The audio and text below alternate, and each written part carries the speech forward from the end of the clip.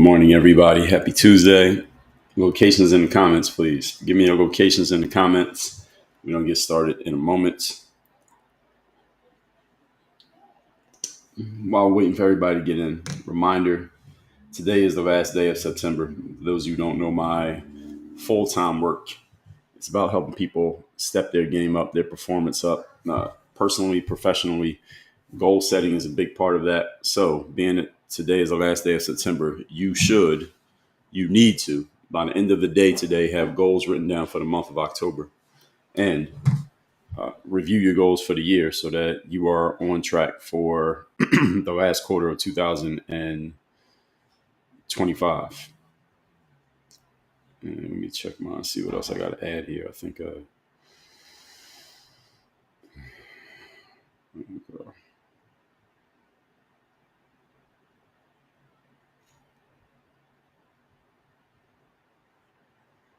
as y'all coming in, locations in the comments again. And again, what I just noted, make sure you get your goals for the next month set up. This is done. I'm just checking some of my own things that I got written down here. One that I need to check on. Give me your locations in the comments as y'all are coming in. Almost there. All right.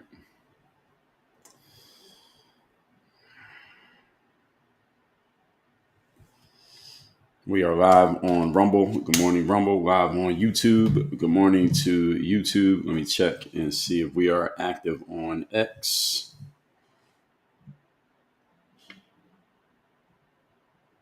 We are live on X. Good morning on X. People over there. We are live on LinkedIn. I did check that. Good morning to LinkedIn. My name on LinkedIn and X and Rumble and YouTube is at Dre All Day. We are live on Facebook /Work on Your Game University. If you're a Facebook user, live on Instagram at Dre Baldwin, and live on TikTok at Work on Your Game. For those of you watching on whatever app you are watching on, platform you're watching on, I'm on other platforms. Make sure you are following me on at least one other platform, whether that be Rumble, YouTube, X, LinkedIn, Facebook, Instagram, or TikTok. Make sure you follow me on at least one other platform. I got links to other platforms some are in my bio, and others just type it in. Y'all use all these social media apps. Make sure you follow me in one other place just in case I get lost or whatever reason don't have access on one of these apps that you may be watching me on right now. Today we are talking about President Donald Trump sending the National Guard into Portland, or at least that's what the story is. We're going to talk about that. As y'all are coming in, again, like the live, please. Thank you, everybody, for liking the live. Thank you for the gifts early on. I see Dr. Deep and Maria and many others. Thank you for the gifts early on. Let me shout out a few people here as we get started. Jean, good morning. Maria, thank you for the gift. Michelle Hall, good morning to you. Murphy the Mutt, good morning. Annie AFF, Dwayne Mitchell, Detroit's in the building. Courtney, good morning. Carla, Indiana, good morning. Murphy the Mutt, Bristol, Tennessee. Michelle Hall, North Carolina. Karen, Beauty Guru, good morning from Virginia Beach. Grand Jorado, 25 from Connecticut. Good morning. Ove Tuli said, you still hope you used to watch the YouTube videos. No, I stopped playing basketball in 2015, so it's been a while. So I'm glad you watched those videos. And today you can learn a little bit more. This topic is not actually what I do, but talking about current events is something that I do every day on these live streams. So you can learn more about what I'm actually doing. Go to the links in my profile. Giga Dad, good morning. Michael Robert So, good morning. Thanks for the follow. Jillian with Jilligan Willigan. Thank you for the follow. Leah, thank you for the heart. L. Johnson, good morning from Jersey. Quail Ridge from Lincoln, California. I'm just asking for people for the locations in the comments. I'm shouting people out. Leah from Georgia, good morning. Frederick Sullivan from Waynesville, Missouri. Dr. Deep, Illinois. Marky Man from Sacramento. Leah, thank you for the lightning bolt. Quail Ridge, good morning. Maria Lopez, good morning. 140.6 Walnut Creek, California. Glow, good morning. Marky from Sacramento, good morning. Kelbed said it was needed. Well, we're going to talk about that. If you're talking about the Portland thing, we're going to talk about it. Tina, good morning. Aaron Gephardt from St. Louis. Heels from St. Louis. Shout out to St. Louis. Jay Rocker, good morning. From Delaware. Jim65 from Alabama. Kuya Bing shout out from Manson, North Carolina. Carolyn Rudder from Oakwood, Georgia. Christine from Charlotte.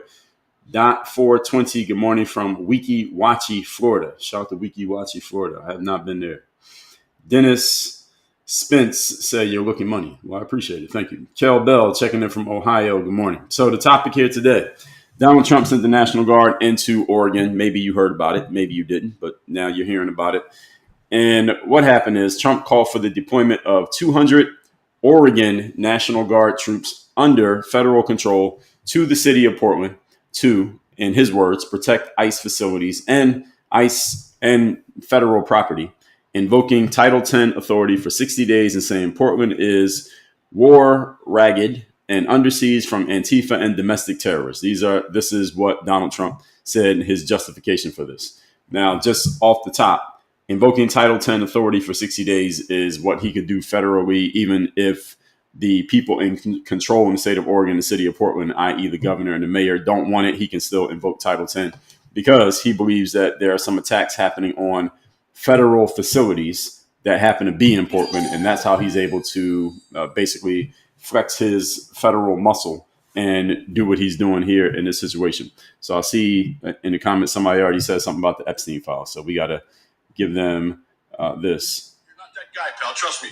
You're not that guy. Somebody already brought up the Epstein files. We need to get into the topic, the actual topic here today. So Defense Secretary Pete Hegseth, or I thought it was the Secretary of War, I thought is what he was called now. Now, he signed this federalization order.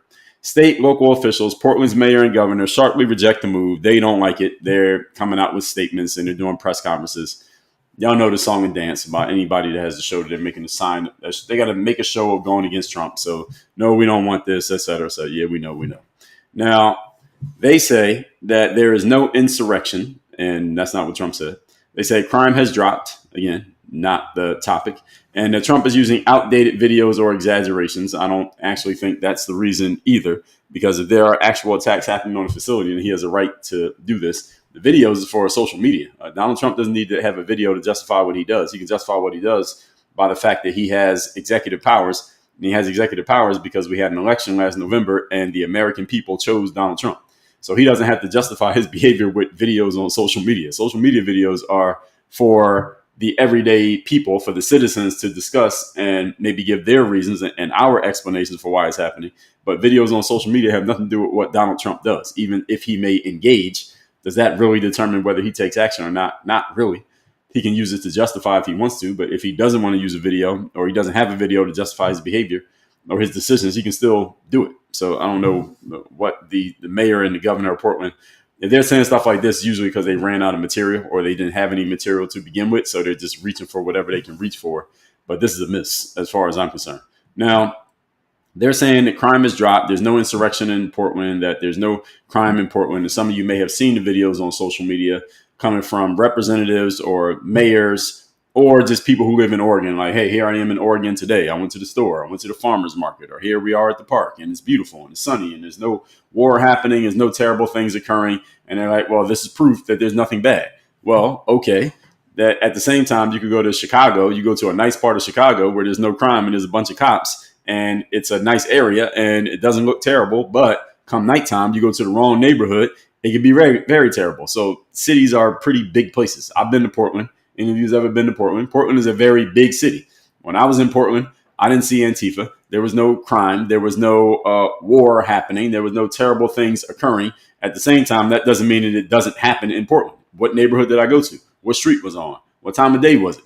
All right, all of these things matter. So just saying that, hey, there's no crime happening because look at this little 30-second video that I just posted. Well, shit, this place is in Afghanistan. You can take pictures like that and videos like that, and it looks like it's a perfectly clean and quiet place where nothing bad is happening. But do you want to go on vacation there? Or do you want to go live there? Those are two different things. So it's easy to not lie to people with clipped out, and what's the word I would use here? Out of context material these days. So that really has nothing to do with it. That's only to feed the beast of social media and to get people who already have formed their opinions to try to be sarcastic and say, oh, look at these videos. There's nothing terrible happening in Portland. Let me see if I can find one of these videos so y'all can see it yourselves, because I saw a few of these the other day. And I can't remember. I think it was a state representative who had posted something. It was, so here's a white guy with a Trump shirt on. He's saying he lives near the ICE facility. He said, "I'm so happy that Trump has appointed National Guard. We've been asking for help for months." This is what he says. Finally gonna get it. I'm so happy that Trump is sending the National Guard in here. I live in this building. We both live in this building. We've been asking for help for months, and we're finally gonna get it. When do you think they're coming? When? Not soon enough, man. Not soon enough. What do you want to see happen? I want them to come in and mess them up and just annihilate these people. Whatever force they need. Guys like her and other people in the building. So these are the protests is happening in the background, so you can barely hear what the guy is saying because people are protesting in the background. And then there's this guy who posted a video walking through the pedestrian underpass in Portland. So take a look at this. It's a pedestrian underpass.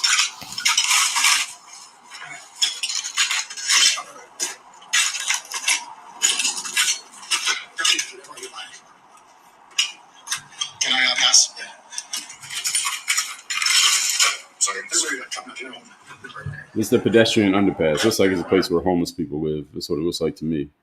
Then Antifa members at night getting angry and getting aggressive with reporters and people who are out there to just show what's going on. And again, the people who posted the videos saying nothing bad is happening in Portland, yeah, they posted videos at the nice parts of Portland, but what about the unnice parts of Portland? That's the part that they're leaving out. And we call this lying by omission. There's a lot of other things you could call it as well. But anyway, so the governor, Tina Kotek, progressive Democrat is what she calls herself, according to her profile on social media. She is the Oregon governor. Her name is Tina Kotek. She has 30,000 followers on X. She posted a photo, and this woman named Brandy posted this. The governor posted this photo in front of the Battleship Oregon Memorial to let everyone know Portland is doing just fine.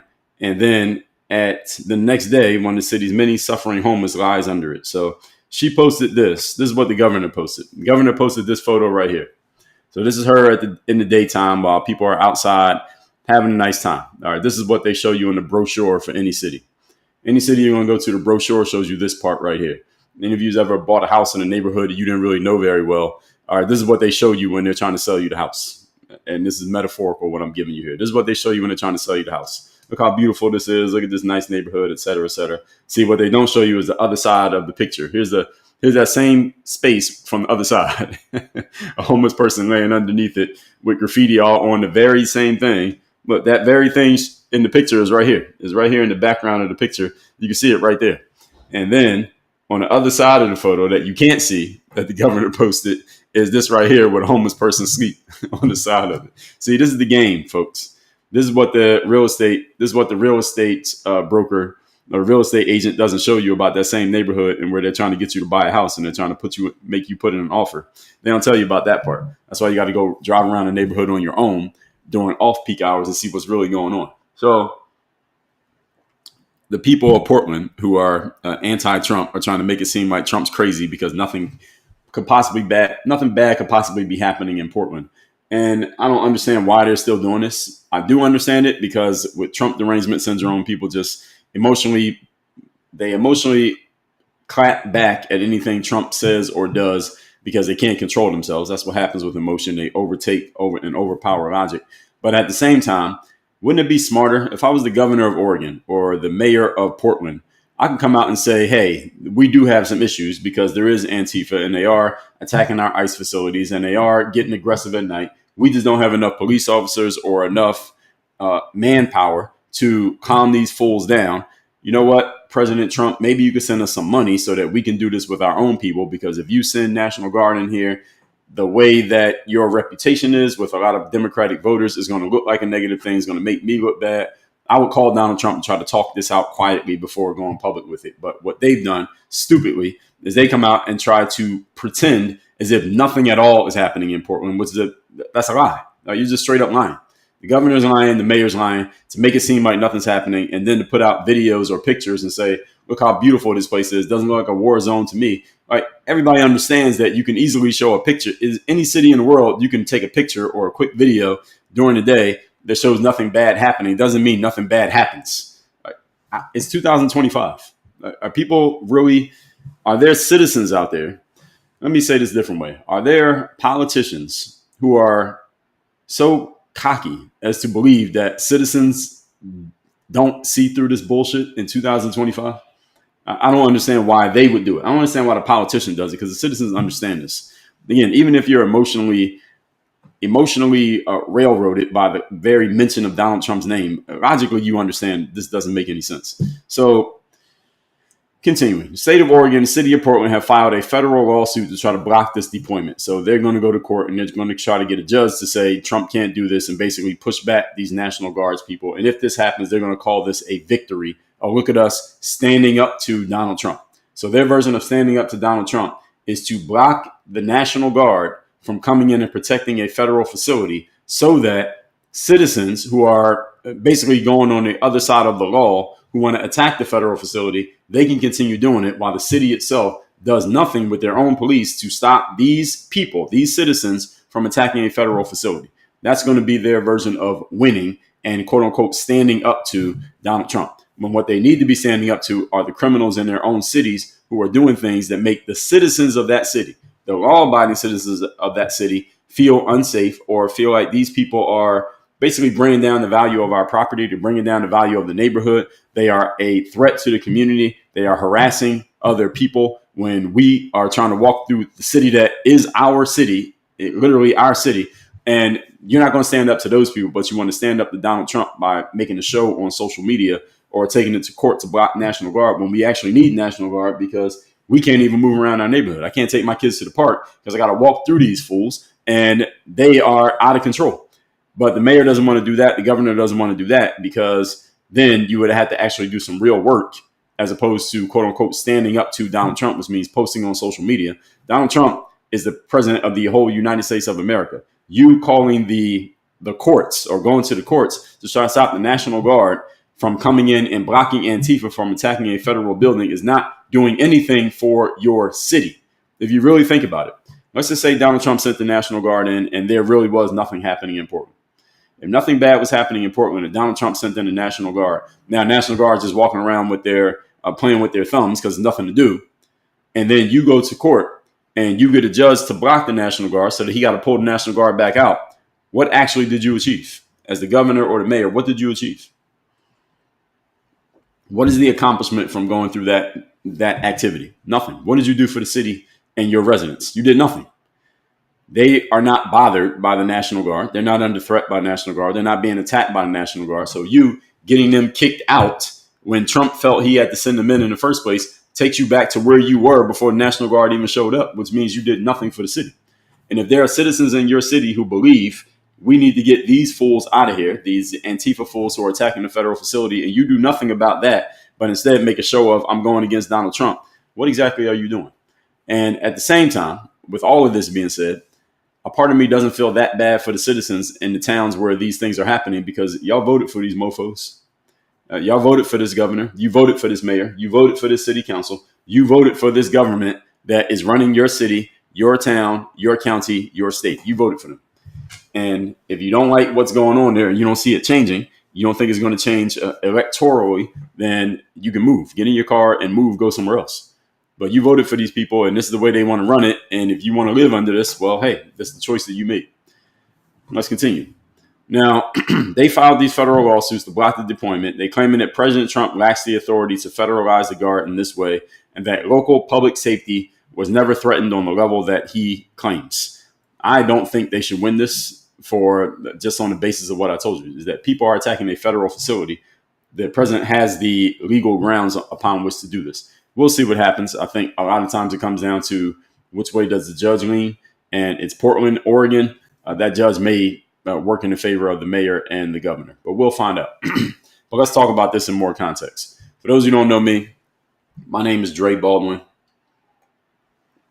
Many know me as Dre all day. I'm a former 9-year pro athlete, author of a few books on a few TED Talks, run this company called Work on Your Game Incorporated. Our job is to help you weaponize discipline, performance, and execution, all for the very baseline point of producing results. This is a results-based business that we work in, whether you are an entrepreneur, a professional, a stay-at-home mom, a student, a teacher, or anywhere in between. You want to learn more about what we do, how we can help you, just go to the links in my profiles on whatever app you're watching me on, and make sure you text me the word live, L-I-V-E, to my number. Number's in my bio, or it's pinned to the comments wherever you are watching me. The number's 305-384-6894. Text the word live, L-I-V-E, to that number.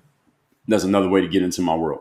So Donald Trump's justification for this is that he claims there have been escalating attacks on ICE facilities in Portland.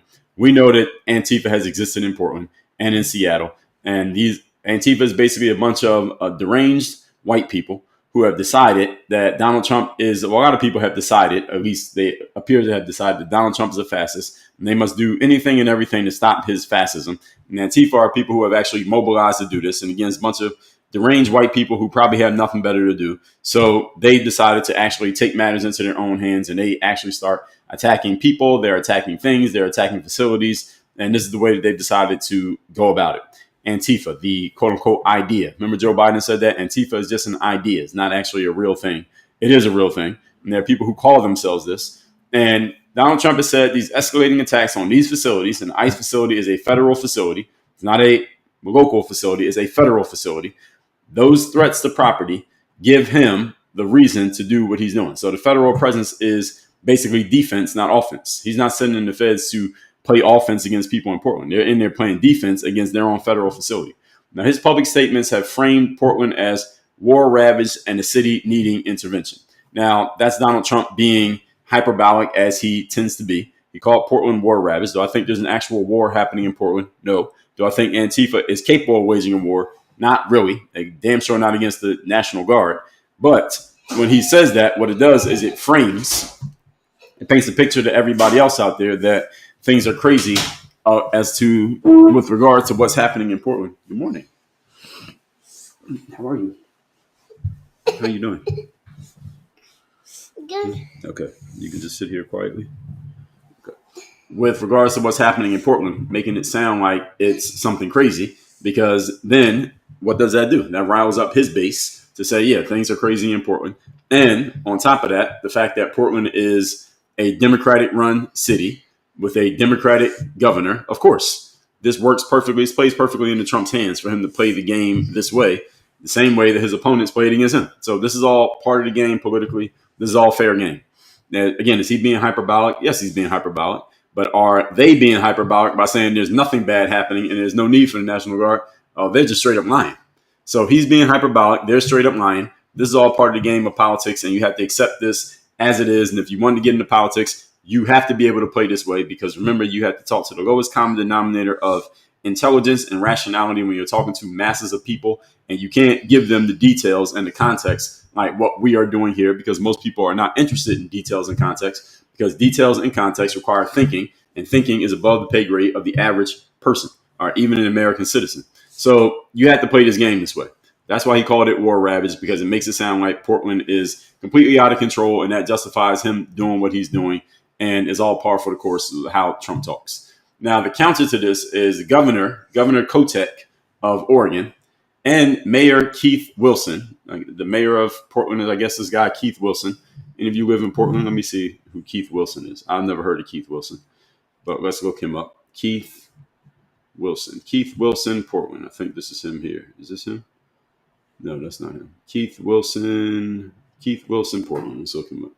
I don't know if he's on. Oh, here he is. All right, Keith Wilson. All right, so I thought Keith Wilson might be a black guy, but he's not black. He is as white gets. Here's Keith Wilson. All right, so Keith Wilson, this is the mayor of Portland, this guy right here. And Keith Wilson's, he has 1,000 followers on X. This is his official account, so he probably doesn't use this that often. And yeah, he doesn't use this hardly at all. So this is not going to give us much, and not much else on here. But here's something else Donald Trump said. When did he say this? This is a couple of days ago. Donald Trump says, at the request of Secretary of Homeland Security, Kristi Noem, I am directing Secretary of War Pete Hegseth to provide all necessary troops to protect war-ravaged Portland and any of our ICE facilities under siege from attack by Antifa and other domestic terrorists. I'm also authorizing full force if necessary. Thank you for your attention to this matter. He posted this, I guess, on Truth Social. And this is the way that he talks all the time. I mean, it's not news to anybody. So Governor Kotek and Mayor Wilson say there is no riot happening in Portland. They say there is no siege happening, and that Trump is relying on old footage from 2020 to manufacture a crisis. I say these are non sequiturs, and what they're doing is they're addressing things that he didn't actually say. Now, is there a riot happening? Not necessarily, because when Antifa shows up every night and they protest and they yell and they whatever they want to call themselves doing, and they're throwing stuff at the ICE facilities and they're attacking the ICE agents as they're coming to work and or leaving work. Is that a riot? Not necessarily, but is it violence? Yes, it is. Is it harassment? Yes, it is. Are they slowing these federal workers down from doing their jobs? Yes, they are. Is this a siege? Are they trying to overtake the building? It doesn't appear so. But are they causing a public disturbance? Yes, they are. So it doesn't have to be a riot or a siege. What they're doing, they're kind of straw manning this and making what Trump is alluding to, these Antifa people doing stuff. All they're doing is saying, well, it's Trump saying is right here. The problem is at this level. And what the mayor and the governor are saying, well, they're saying, well, hey, things at this level are not hurt. There's nothing up here happening. And they say that as if to say all the things that are down here below couldn't possibly be happening. So again, this is lying by omission. And they're saying Trump is relying on old footage from 2020 to manufacture a crisis. I don't think he's manufacturing a crisis. I would disagree with this. I think there is actually a crisis. And the mayor and the governor are, again, they're talking about something that he didn't even say to make it seem like nothing else could possibly be occurring. And if I'm a citizen of the city of Portland, I'm really annoyed with the mayor and the governor for this because they know exactly what they're doing. This is political posturing. And I understand if I'm the mayor or the governor looking at my situation, let's just assume that the mayor and the governor don't want Antifa running around doing what they're doing, but they don't have the resources to do anything about it. Let's just give them the benefit of the doubt. Let's just assume that's the reason why they're doing this. So if I'm the mayor or the governor, if I'm Mayor Kotek Mayor Wilson or Governor Kotek, and I'm like, all right, we don't have enough money to fight Antifa. We don't have the resources to fight Antifa. So we kind of got to let Antifa be Antifa in our city. And now here's Trump putting a spotlight on us and the fact that we're not handling Antifa, and we know we're not handling Antifa. What do we do about this? Because we can't do anything about it ourselves. And if we, are you back? If we try to act like it's not there, then he's going to use that against us. So we have to figure out a way to ameliorate this situation. We got to figure out a way to appease this situation without looking terrible. So all we're going to do is take Donald Trump's hyperbolic words and try to throw them back at him to play that game and get everyone paying attention to that. So nobody's paying attention to this, because you got to remember, most people in the country who are noting this, people such as myself, we're not in Portland. We're not in that neighborhood. We don't see what's happening on a daily basis. So we can only go off of what these people are saying. Again, and most people don't dig deep into this to find out what's actually happening here. So Kotek is saying that there is no insurrection. Again, Donald Trump isn't saying that there's an insurrection. He didn't say they're trying to take over the government. He said they're attacking federal facilities. That's not even what he said. So again, the governor, Kotek, is playing the citizens right now for fools. And I'm not a fan of that. I'm not happy about that if I live in Oregon, period. Even if I'm not in Portland. I'm not happy about that because you're playing games, Governor Kotek, and you're playing games with words in order to avoid the actual issue that you as the governor are not addressing. Donald Trump's kind of making it sound bigger than it is. You're making it sound smaller than it is. And you know who's caught in the middle? All of us, the citizens, whose tax dollars pay your salary and the salary of the president. And you, as the governor, are not getting anything done. And you're making it seem like what the president is saying is somehow an attack on the state when you are the person in charge of the state. He wouldn't even be paying attention to you because there's 49 other states he'd be paying attention to if you were handling this issue as it does actually exist. That's the problem that I would have as a citizen. And it's the problem with politics in America. And I've told y'all this over and over and over again, is that when you are in politics in the United States of America, you must lie in order to get your job. You got to lie to keep your job. And who gets screwed in the middle of this lying process is the citizens. The citizens get screwed. This is the reason why you don't want to ever put yourself in a position. I said this yesterday. You never want to put yourself in a position where you're relying on or depending on the government to do anything to help you in your situation, because they're in the business of lying. They're not in the business of helping you. They're in the business of telling lies to make themselves look good and make it look like they're helping you. And if they get enough people to believe it and a few people get screwed over in the process, so be it. What you don't want to be is one of the people who get screwed over in the process. That's why you don't want to depend on the government, because you will get screwed over. You depend on them long enough, often enough, and for enough things, eventually you're going to get screwed over because they're not in the business of helping you. All right, that's not what they care about. They care about making themselves look good. And if all they got to do to make themselves look good is look like they're attacking the opponent, especially if there's a big boogeyman of an opponent like Donald Trump, every Democrat in the United States of America, governor or mayor, all they got to do is make a show of saying something that goes against Donald Trump, and it looks like they're doing something that's actually tangible when they're actually doing nothing. And a bunch of their constituents, the voters who voted for that person, that mayor or that governor, will be happy with it because people are so emotionally detached, emotionally, not even detached, that's not the right word, emotionally deranged when it comes to Donald Trump, that anything that looks like you're pushing back against him looks like success when it's not actually doing anything for you. All they're doing is just talking. Did you vote for your governor or mayor just so they can talk and make it look like they're doing something as opposed to actually doing something? I don't think so. But again, this is what happens, folks. This is where you're at. So if you live in Portland, I feel sorry for you a little bit, but not 100%. Continuing. The deployment uses the legal tool Title 10 to federalize the Guard. This is Title 10 is a legal term. And it puts this area, at least the ICE facility, under presidential command rather than state control. So Donald Trump can just take over based on this alone. And this is how the administration can give local troops federal status, and now they can go in there and do what they got to do and bust up ICE and start cracking, not ICE, excuse me, bust up Antifa and start cracking Antifa upside their heads, which is probably what is happening right now in Portland. Now, I don't have a problem with this. If I'm running the federal government and the federal facility is under attack and the local government is not doing anything to stop it, first of all, I'm annoyed with the local government. What the hell are you doing? Secondly, I'm going to push the buttons that I need to push to use my power, which supersedes their power, to make sure we're defending our federal facility. Now, does Donald Trump care that much about ICE facilities? As a matter of fact, I would say he probably does, simply because one of the biggest things that he ran his last election on, there were two. One of them was the economy. The other was immigration. ICE is immigration and customs enforcement. So that's what they're doing. And if you're attacking that facility, you're attacking one of the main hallmarks of his recent campaign. And is he going to defend it? Well, obviously. I understand this. And if the local government, this is another thing about government that makes it slimy and nasty, that the president is a Republican. I mean, he's MAGA. MAGA is not really the Republicans, but let's just say Republican. And the mayor and the governor in this place are both Democrat.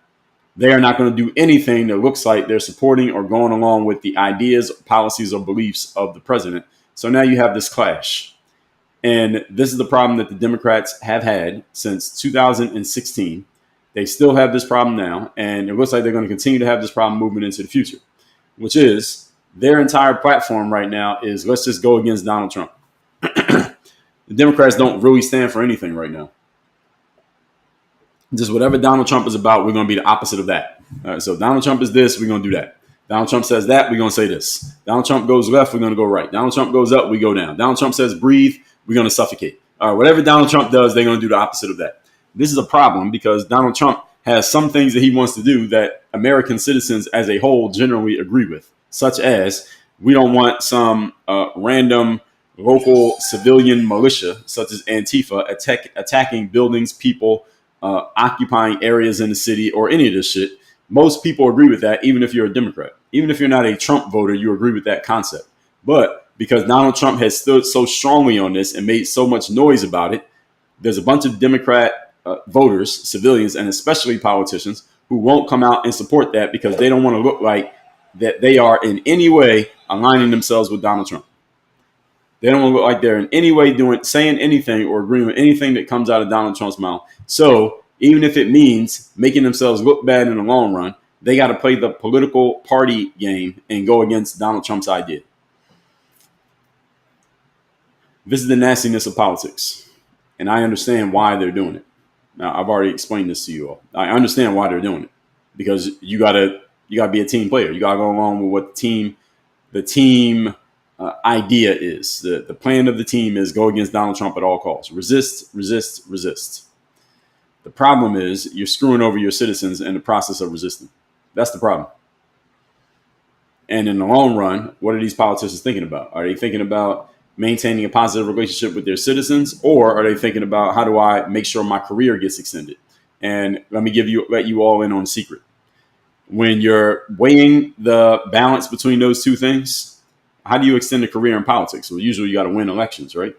So to win elections, doesn't that mean you usually got to do what the citizens want you to do? You would think so.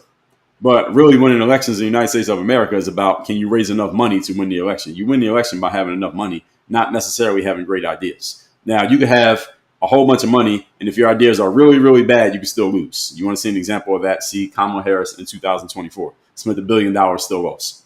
Because her ideas and her positioning and her presentation were so bad that money could not fix that problem. But most of the time, if you spend that much more money than your opponent, twice as much money as your opponent, usually you win. So which is why it's another reason why Kamala's loss in 2024 was a monumental failure, because he spent twice as much money as Trump and still lost. But that's neither here nor there, at least not today. These politicians, these Democrat politicians who are going against Donald Trump, they're weighing this. Which one doesn't matter? Which one matters more? If I act like I'm going with Trump or agreeing with Trump on anything, well, that might be the end of my career, even though my citizens like it, because whoever has been funding me and is going to fund my next run or is going to support me on my next run, they're not going to fund or support me on my next run because I went against the team idea, the team ethos, which is bash Trump, and resist Trump. But I did serve my people. So I did the right thing, but I lost. All right, this is what ends up happening. Or they can say, and this is what Governor Kotek and Mayor Wilson are saying to themselves, let's just go against Donald Trump. That means I'll appease all of my donors, the people who put money in my pocket, and the people who give me access to stuff that even if I got out of politics will allow me to keep making money. This is what they really think about. And if I got to screw over a few of my citizens and a few people don't like me because of this, even though I'm going back on what I'm supposed to be doing as governor or mayor, all right, I'm going to sweep that under the rug so I can keep my career going and make sure I get a golden parachute when it's time to retire. This is why you don't trust politicians. They're all liars. They're all liars. They are all focused on extending their careers and putting money in their pockets and making sure they have access to power, money, resources, people, etc. That is their number one priority. I'm not saying every politician doesn't care about you. I'm not saying it. There are many politicians out there who do actually care about the people that they are allegedly called to serve, that they've been elected to serve, and that they do actually want to help you. I think there are a bunch of politicians who really do want to help you. At the same time, if they had to pick between helping you and helping themselves, who do you think they're going to pick? See, that's the question you really got to ask yourself. It's not if they want to help you. The question is which one they're going to pick if push comes to shove. Push comes to shove, they're going to help themselves. And you, well, who are you? How much do you control their access to money, power, people, resources, and the next step in their careers, and how comfortably they'll be able to retire? How much do you personally control that? Answer is you ain't got shit to do with it, which is why I will say for the fifth time here today, just today, this is why you do not depend on or rely on the government for anything. Don't put yourself in this position because, again, if and when it comes time to screw you over, if it means helping themselves, they will screw you over without a second thought. And then they'll come up with some clever sounding language that makes it sound like they did something to help you when they really didn't. All right, this is how it works.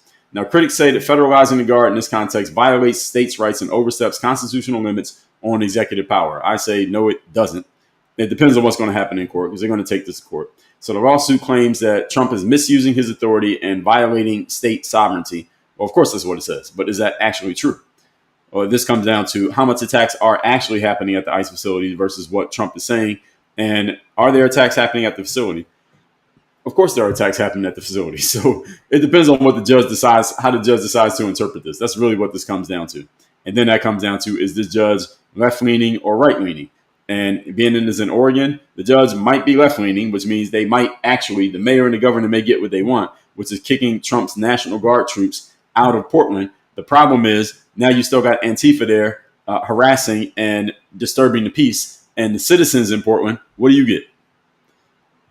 Exactly, you get nothing. That's what you get. All right, that's the way it works. So this move is consistent with Trump's aggressive law and order posture. He's been consistent with that. He is signaling to his base that federal force will be used in Democrat-run cities. And the context is this mayor has passed federal interventions in protest cities. So we know that Donald Trump did this in D.C., and the mayor of D.C. actually went along with it. He threatened to do it in Chicago, and Chicago's mayor pushed back strongly against this. He threatened to do it in Baltimore and Maryland. Their mayor's pushing back against this. We may still talk about that. Now he's looking at Portland, and their mayor and governor are pushing back against this. This is all the political game. All this is the political game. Donald Trump, does he make these things seem worse than they actually are as a justification for sending in troops? Of course he does. But Donald Trump's no dummy. He understands that this is all part of the positioning. It's not that he actually was ever planning on sending troops into Chicago, because you can't actually do it unless you have a legitimate reason, i.e. a federal facilities being under attack. That's not happening in Chicago. He was just saying it's crazy crime in Chicago. Maybe they need some help. But if the mayor and the governor say, we don't want your help, Trump can't actually do anything. He legally can't do anything. He can't send anybody in Chicago if they don't want it. Same way he can't send people to Baltimore if they don't want it, no matter how much noise he makes. But when he makes the noise, here's what he does. He gets all of us talking about it. He gets everybody talking about it like, oh, why is he talking about all the crime in Chicago? What's happening in Chicago? I live in Nashville. I live in Omaha. I live in Texas. I live in Scottsdale, Arizona. What's happening in Chicago? Donald Trump's talking about it. Now you go look and see what's happening in Chicago. Damn, it's crazy in Chicago. Now it makes Chicago look bad. Who's in charge of Chicago? Oh, the mayor, Brandon Johnson. Now he looks bad. That's the game. That's the game that Donald Trump plays. He gets everybody paying attention to something that he wants to show as bad, and he threatens that he's going to do something, even though he has no intention of doing anything, even if he doesn't have the resources or the legal standing to do anything, but he gets everybody looking in that direction. Now everybody's looking at the mayor of Chicago, who's looking like a complete idiot right now, because he's saying, we don't want Donald Trump coming into our city. We don't want him doing anything. He can't send troops into Chicago. But now people are looking like, well, why is he talking about sending troops into Chicago? Oh, there's a bunch of crime in Chicago, but you're the mayor, so why don't you want troops in Chicago? And now he's on the defensive. Now Mayor Johnson's playing defense right now, and now he looks stupid. And that was Trump's goal the entire time.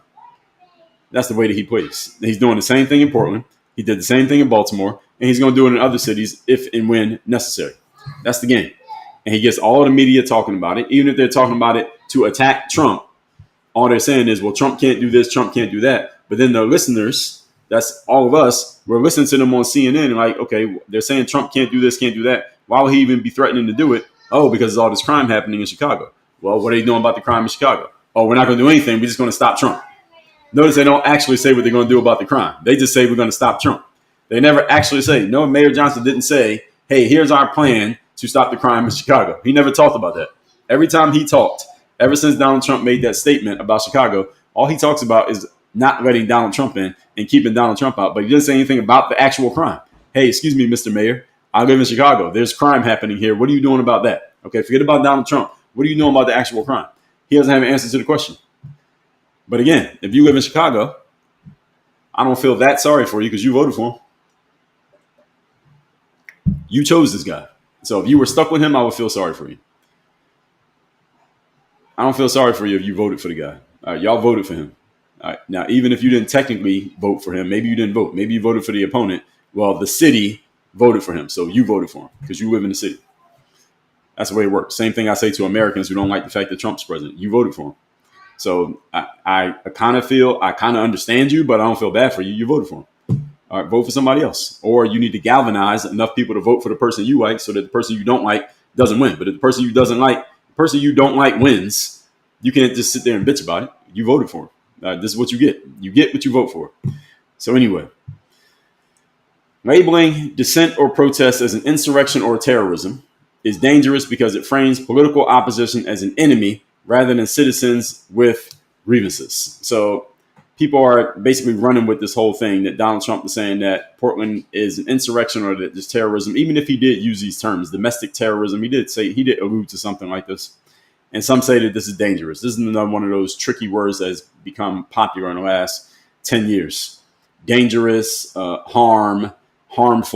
These are all these tricky words that weak people throw around to try to make something that they don't want to hear or don't want to see or don't want to deal with, make it sound crazy so that they're basically trying to blackmail you and pull the rug out from under you from using certain terms because they call it dangerous. All right, what exactly do you mean by danger? Danger means an imminent imminent harm is going to be done to you. It's not dangerous to use words. Most words are not dangerous. Words are words. Actions are actions. So they say that this frames political opposition, that's the Democrats, as an enemy state rather than citizens with grievances. Well, the citizens do have grievances. Political opposition aren't the same as citizens. So this point here, I'm challenging this point, and let's make sure we word this properly. The citizens who have grievances are the voters. They're not the politicians themselves. There are citizens in Portland who want some help with getting rid of Antifa in Portland.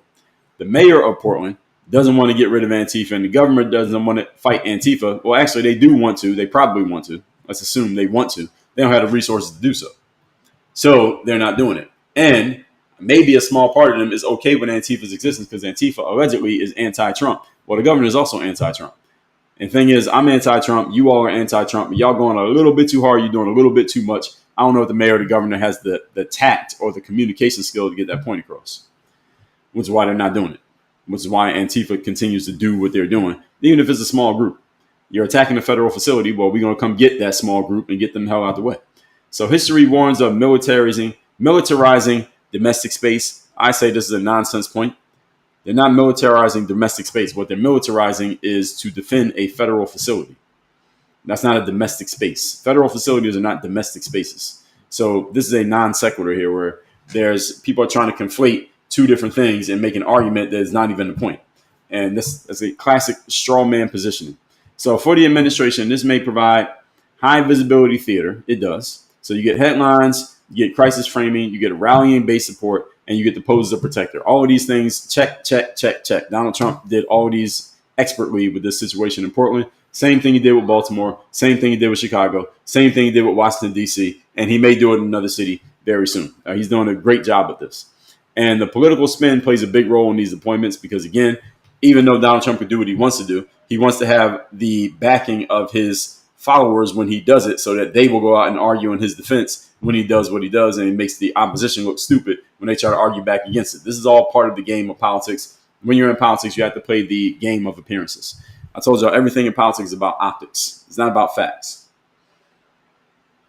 It's about how do things look, how do things sound, how does this play in the media. Everything is about optics. And Donald Trump understands this in his bones. He's been playing this game for 40 years. So this political spin is a big deal. And the Democrats understand it as well. That's the reason why they have all these paid influencers out saying stuff. The problem that the Democrats have, again, is that Donald Trump's playing offense and all the Democrats are doing is playing defense. The entire Democratic machine for the last 10 years has been doing nothing but playing defense. Actually, no, let's take out the 4 years of Biden administration. There they played offense. They played offense by opening up the border, and they also played offense by trying to send Donald Trump to jail. So he did play offense. But then they ended up losing in November, and now they're back to playing defense again. And their whole game plan has been defense. Anything Donald Trump does is go against that. The problem is Donald Trump has some sensible ideas, and when you go against that, it becomes obvious what you're doing, and now you kind of look silly, which is the reason why they didn't win in 2024, amongst many others. So overreach has electoral risk, allegedly. If the public perceives this intervention as unnecessary or authoritarian, and we know some do, those are the people who have been influenced by the Democratic paid influencers, then Trump can energize opposition even amongst moderates. Yeah, maybe. The problem is the moderates right now are all leaning towards the right. And as I said last week, after the Charlie Kirk assassination and the response by many people on the left to that Charlie Kirk death, what people said after he died made the Democrats look so wholly inhumane and unsensitive and so Trump deranged that what I thought was a pretty much in the bag that they were going to win at least the House or the Senate in 2026, I say that is highly questionable right now. If the Republican Party is any good at messaging, they will remind voters, the indecisive, the maybe I won't vote, and the moderates in 2026. Remember how they responded to Charlie Kirk in 2025. And that might cost the Democrats a chance to at least get some balance back in Congress, or maybe take over all of Congress. I was thinking they might have a chance to take both the House and the Senate in 2026. But after their response to Charlie Kirk, I say right now they might lose both. It might be 4 years of Republican. Executive branch, the Senate, and Congress, and the House right now. If this year was 2026, that'd be a guarantee. I'll bet money on it. But being it is a year away, the Democrats have a chance to reclaim some juice. But right now, they're in trouble. They're in big trouble right now. So Donald Trump, what he's doing here in Portland is not going to energize moderates to go vote against him. Not at all. The Republican Party, that is, not him. Now, people often recoil when federal force intrudes on local life. But again, that's not what this is. You're sending National Guard into the city to defend a federal facility, not just to walk around the city and harass people. That's not what the National Guard does. National Guard comes into a city. Again, they're called the Guard for a reason. They're playing defense. They're not there to go on offense against anybody. Now, the framing by the Democratic Party is to try to make it seem like that's what Trump and the National Guard are doing. The counter argument is that's not what they're doing, and it's a matter of who's better at the messaging. The problem for the Democrats, again, is that there are a bunch of people out there who will always vote Republican no matter what. There are a bunch of people who always vote Democrat no matter what. The elections are won by getting the people who are in between. First of all, getting the people who always vote one way to actually show up and vote. And number two, getting the people who are in between, who are going to vote, but they can go either way, is getting them on your side. The problem the Democrats have is that this Portland thing is not nearly big enough, even if they succeed in this messaging, it's not nearly big enough to get moderates to say, oh, I'm gonna vote Democrat because of the thing that happened in Portland. This ain't a big enough story. The Charlie Kirk story was way bigger than this.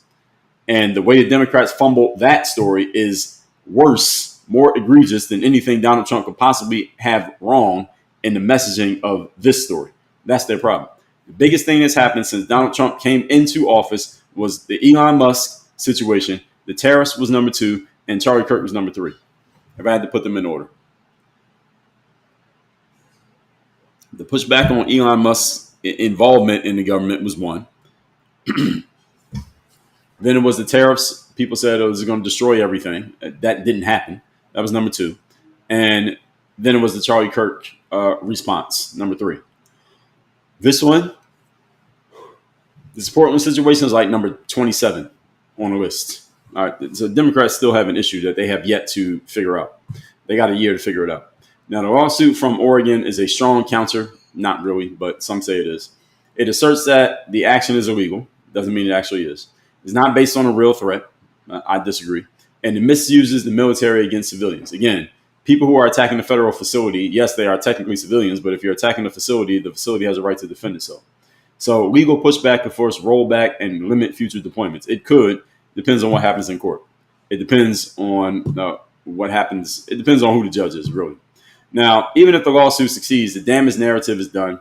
Trump has already set a frame that Portland's unsafe and the Democrats can't handle it. And as I just told you a few minutes ago, this is Trump's whole game. The whole game is to make you say, damn, it's crazy in Chicago. Damn, it's crazy in D.C. Damn, it's crazy in Baltimore. Damn, it's crazy in Portland. And everybody already knows that now. Everybody believes that and has accepted that as truth already. So what actually ends up happening in court, most people don't know and don't care and don't understand the rulings. And what ends up actually happening in Portland, like on the street in Portland, most Americans don't know, don't care, and will not check on this story again to find out what actually happened. Why? Because it doesn't really matter. What I keep telling you all, politics is about optics. It is not about facts. It is not about what is actually true. It's not about rationality. It's about how things look, how they look, and how people feel about how things look. Even if the look is a complete fucking lie, that's what matters. That's politics. So any of you who doesn't like this reality, do not get involved in politics. As a matter of fact, don't even pay attention to politics. It's all it's going to do is give you anxiety. It will cause you to have ulcers. Now, local residents say the portrayal doesn't match reality. They report normal daily life, calm neighborhoods, and fewer violent incidents than claimed. And I just showed you a video of an actual resident standing right there saying, I live right here in this building. We need to get rid of these people. So again, it just depends on who your source is. Where are you getting your information from? Because one will tell you that nothing's happening. Another will tell you everything's happening. It's just a matter of who you want to listen to. The reality is both are telling the truth. Nothing's happening if you look that way, but there's a lot of things happening if you look this way. So which way are you looking? And the reality is, who's in charge of this? The elected officials. There's no right answer to this. Do you need to send a National Guard in to get Antifa? Maybe. Could the mayor of Portland take care of Antifa by just telling the cops to go handle that? Probably. Does the mayor want to do it? Doesn't seem like it. So what do you do? What do you do? This is the reason why we elect these people, and they campaign for the job so that they can solve hard problems that are not easy to solve because they have budgets. They have limited resources, only so much you can do. You can't do everything. but there are problems that everybody in the city wants you to solve. You can't solve every problem. You don't have the resources to solve every problem. You don't have the time to solve every problem, but you have to figure out how to at least make it look like you're trying to. And this is the dilemma that you're handed you're dealt when you're a politician. But again, you signed up for this, so I don't feel bad for you, politicians. I don't feel bad for you, president, mayor, governor. You signed up for this. Okay, solve the fucking problem. All right, you said you could solve the problem, solve the problem. And if you don't solve the problem, we vote you out. That's how it works. Now, ambiguity here. There are protests near the ICE facilities and occasional clashes and footage of federal agents shoving protesters, allegedly. Though these are minor, they don't necessarily justify full troop deployment. So one local news outlet showed an ICE officer shoving a protester. It really means nothing. I mean, you could pull anything out of context anecdotally and say, well, here's a Antifa doing something bad. Here's an ICE person doing something bad. We need the full context and we need the full story, not just examples. Examples do not prove arguments. Examples support arguments. They don't prove arguments. Now, in 2020, Trump sent federal agents to Portland back then for under similar justifications. And many critics see this move as history repeating and escalating. Well, the fact of the matter is Antifa was heavily active. I saw plenty of videos from the guy Andy No, Asian guy who's out there often going out. I've seen plenty of videos of what was happening with Antifa in Seattle and Portland back in 2020. Now, that doesn't mean that's the whole story. That doesn't mean they were doing it all day, every day. But again, this is what social media is designed to do. It's designed to take a message and amplify it and tell you the same stuff over and over and over again until you believe this must be the only reality that's taking place. But this is why you got to take what you see and hear on social media with a grain of salt, because you're going to get a whole bunch of one side of a story. You got to make sure you go get the other side of the story, whatever it may be. Now, defenders argue that today's decision is different because ICE is under direct threat and Trump is merely defending federal property. That's something I've already said. They will say that the last time was reactive. This time it is preemptive, which is a good argument they should use in court. Now, officials point to recent actions against ICE facilities in other cities, which they also should use as supporting evidence in court, that ICE facilities have been being attacked. You see the things being said on the news, the things that are being said on social media. People have been galvanized to believe that ICE is some terrible group that is hunting down everyday civilians and hurting them in some way, when ICE's only real job is to find people who are here without proper documentation and remove them, which is what the Constitution says. That's what the law says, that if you are here without proper documentation, you must go. That is ICE's job. Now, how the Democrats, here's one thing I will say positive Democrats have done. They have created messaging that has people thinking that ICE is doing something wrong or doing something to violate your rights, when all they're actually doing is finding people without proper documentation and getting rid of them, which is, again, the law. That's the law that we have, that Congress created. We voted for Congress. We want this law. This is the law that we have on the books. So ICE is simply enforcing the laws that we got from our Congress people who we voted for. How did the Democrats successfully, not even how, but the Democrats have successfully gotten the message across that somehow ICE is bad and terrible and hurting us, even though, again, they're just enforcing the law? We got to give a point to the Democrats for that, because they've done this successfully. So in the court of public opinion, Trump can point to soldier presence as decisive and strong, and that will work with a base of the audience. There's a base of the audience who is all for this law and order thing, send in troops, send in cops, put police on every corner, enforce the law, because they are law-abiding citizens and they look at what they see. I'm talking to citizens here, what they see, and they say, well, there's no way to solve this problem other than increase law and order and increase force. While there are other people, the Democrats tend to have these people under their wing who are afraid of the cops, anxious about the cops, have negative opinions about the cops, troops, military, anything and everything that has to do with law enforcement. They have negative opinions about them. And anything that those people do has to be bad. If they just walk past you, you feel anxious and scared and afraid and nervous. And this is where the whole defund the police thing came from. And it sounded great in the wake of the George Floyd situation, but didn't go so well when they tried to actually deploy it. You notice I didn't hear too many stories about refunding the police. You just heard a bunch of defunding, which sounds good, but again, when it actually went into effect, didn't go so well. On top of the fact, we should also remember that the people screaming to defund the police don't live in areas where the police need to be on every corner, because they live in nice neighborhoods. where you don't have to worry about crime or getting mugged or robbed, or those kind of things don't happen in neighborhoods that the people screaming defund the police live. These are your politicians. These are your people who work at CNN and the New York Times. These are your college professors. They don't live in neighborhoods where that kind of stuff even has to cross their minds. They live in kind of neighborhoods where they leave the house in the morning and don't even lock their doors. They get out of their cars and don't even lock the car. They don't have to worry about those kind of things. But they're talking about defund the police. Yeah, okay, that sounds good because you don't even see cops driving around where you live. Maybe a neighborhood watch. But other than that, that's it. They're talking about defund the police, the neighborhoods where maybe some of them used to be from. They ain't from there no more. Where they used to be from, and they don't live. That's where the police presence matters. That's where they're protecting the civilians who are not doing crimes, and the people who are doing crimes will love to see the police defunded because that means they can do their crime with nobody getting in their way, which is what they want. So there is a base of people who are all with this soldier presence and law and order and cops on every corner. And Donald Trump knows that this is a strong part of his base. And this is a new escalation battle over how America handles internal dissent. That's really where we're at right now. What do we do with internal dissent? What do you do with Antifa? What do you do with a bunch of deranged white people walking around who they basically consider themselves running certain areas of the streets? And you're not allowed to walk through that area because they run it. What do you do with these people? That's a question. Then there's a question of what do you do with criminals in any other areas, whether they're black, Asian, Latin, white, brown, immigrant, whatever. They're committing crimes against civilians who are not doing anything bad or wrong. And the civilians have to live in that neighborhood. And you got these criminals on the corner here. What do you do with these people? And the challenge that I find for especially a whole bunch of Democrats who are not criminals, they are law-abiding citizens, they're caught between a rock and a hard place. Their problem is these are Democratic voters who are civilians. They don't like Donald Trump.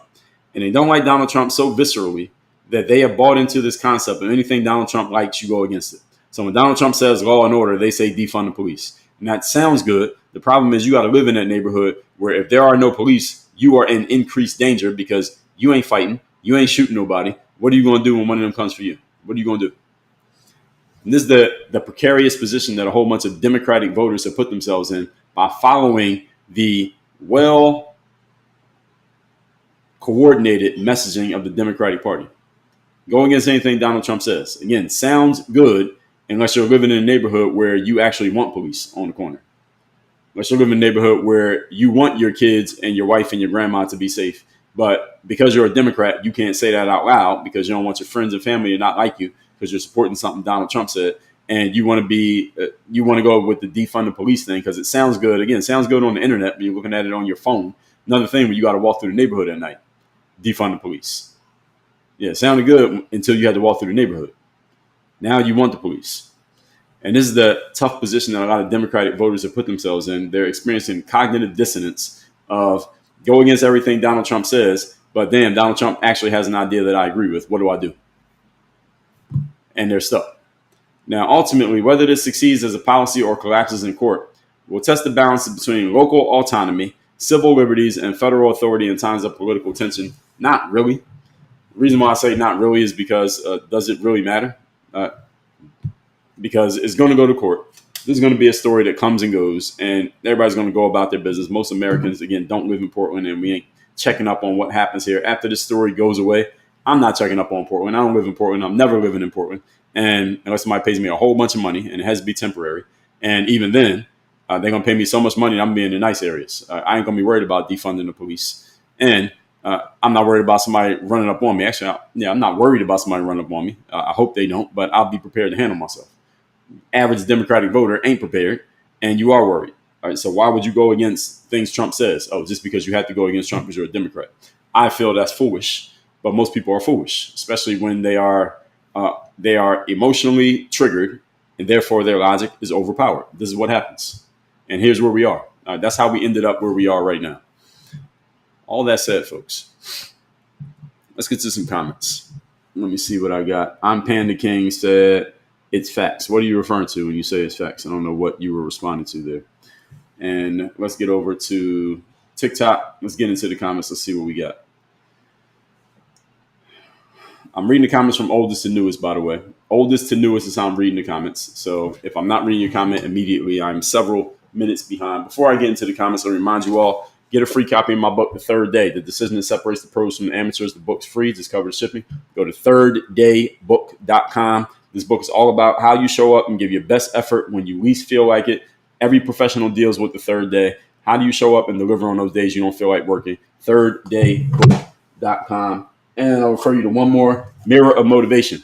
The self-guide, the self-discipline. This book is all about how you can be the best version of yourself so you can do what you want to do and have what you want to have. Again, I'll give you the book free. Just cover the shipping. Just go to mirrorofmotivation.com, or you can just text me at my number. Text the number 3 to get a link to this book. Text the word mirror to get a link to this book. The number is in my bio. It's 305-384-6894. Mudding in Disney, thanks for the follow. Francis Isis Obasi, thanks for the follow. Samwell said, MAGA has been saying he just needs to save the world. They will start attacking their fellow Americans. I doubt it. Who's they? Who are you talking about? Who's they? Dean said, notice whenever Dems are partisan is evil, and whenever Trump is partisan, he's godly. Dems say whenever Trump is partisan, it's evil, and whenever Trump is partisan, he's godly. I'm not quite understanding what you're saying here. Diamond Girl said, look what happened when the Native Americans were told trust the government. Well, I don't know. This topic here today is not about the Native Americans. So I don't know what you're referring to. And I don't know who told them that and who decided to accept it. But the Native Americans got overpowered in America. And that's the reason why they got siloed into their reservations, because they got overpowered, which is how all lands get taken, Diamond Girl. So I think I understand what you're alluding to, but every country in the world exists because somebody saw it and they decided to take it.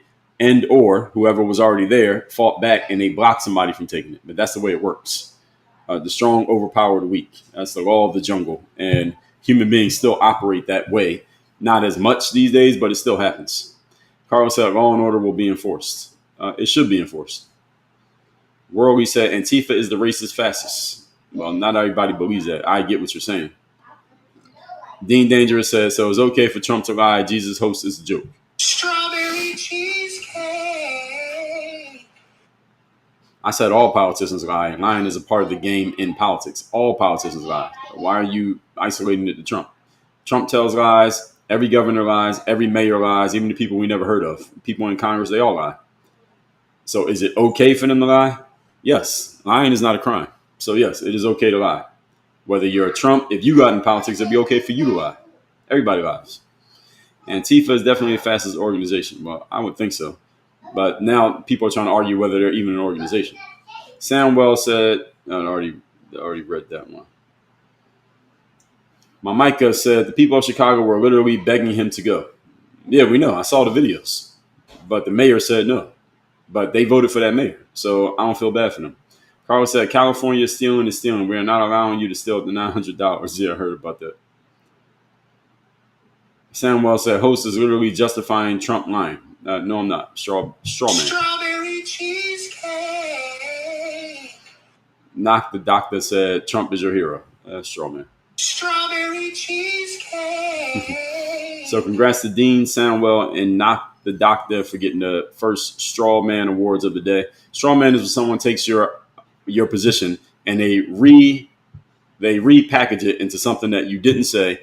Then they argue against the thing that you didn't say with usually in some form of incredulity, sarcasm, or ridicule in order to make it sound like they're making a point when they're actually arguing against something that you never even said. That's a straw man. So when you hear this sound, strawberry cheesecake, it's because somebody just did that. Carl in Indiana said, these criminals need to go to jail. Go directly to jail, not pass go, not collect $200. Yeah, exactly. Karen said, get the soundboard ready. As you can see, it's already fired up. Linda Gale, good morning from St. Louis. Dean said, I've never heard the host say anything bad about Trump ever. You put ever in all capital letters. It's my full-time job to talk about Donald Trump. This is another straw man for you. Congrats. Strawberry cheesecake. I don't think I said anything good about Trump either. I'm just talking about the situation. This live is not really about Trump. It's about the situation itself. And talking bad about him doesn't prove anything. The same way they're talking good about him doesn't prove anything. It sounds like you got a little bit of Trump derangement syndrome. Have some more chicken. Have some more pie. It doesn't matter if it's boiled or fried. Jenna said, so the politicians are fighting and who is helping the people? Well, Jenna, the answer is nobody. That's the whole point. That's the reason why you don't depend on the government. Dean says, explain how sending military troops into American cities is a good thing. So, Dean, I think you're the one who's going to. Usually, the way it works in these comments is that there's one person who comes in early with comment after comment, and every comment contains some form of logical fallacy, and they clearly are triggered by the mention of Donald Trump. It's almost always Donald Trump. Dean, you seem to be the person who's going to run away with the lead here today. So, let me give you another slice of strawberry cheesecake. You're going to be full. Strawberry cheesecake. And the comment was, explain how sending military troops into American cities is a good thing. That's a straw man in and of itself. I didn't say it was a good thing. And he's not sending them into a city the way that you are implying. He's sending them to defend a federal facility which happens to be in a city. So context matters. Glow said, oh my God, people go against the logic. Unbelievable. Well, Glow is not unbelievable. This is expected. MP said they're going to vote B. Johnson in again. Maybe. Jay Rocker said, why not start with the highest crime states? Most are red states. Well, you send national troops into a state. States are pretty big. Where exactly are you sending them? What state and where in the state? So your question, I get what you're trying to say here, but it's not quite landing the way I think you meant it to. You're not that guy, pal. Trust me. You're not that guy. Okay. Laura Kane Caldill said, I agree with all you said. Yeah, I think the president of the U.S. should be able to clean up any city. Well, I get what you're saying, but the law says he can't just send people in. That's the reason why we have mayors and governors, so that they can clean up their cities. That's the reason we vote for mayors and governors, if they're not doing their jobs, which is why, again, I said, someone said, so I got a violation on TikTok. So here's what TikTok says to me. I got a violation warning. They say, your live is redirecting users to purchase products outside of TikTok. Adjust your content to avoid live visibility restrictions. So I can't even tell you all to go get my stuff outside of TikTok. All right, so we'll just leave that there. I'm not even going to say anything about it. So Tiffany Watkins says, so we're responding to yours. This is the reason why we have mayors and governors. Tiffany Watkins said, that's the problem. The big cities have all the votes. The outlying areas don't count. Well, okay, fair enough point. I get it. Samwell said, yes, words leads to actions. Sometimes, not all the time. But we have to separate words and actions. Just because somebody says something doesn't mean they're going to do it. Samwell, you probably have enough life experience to understand that.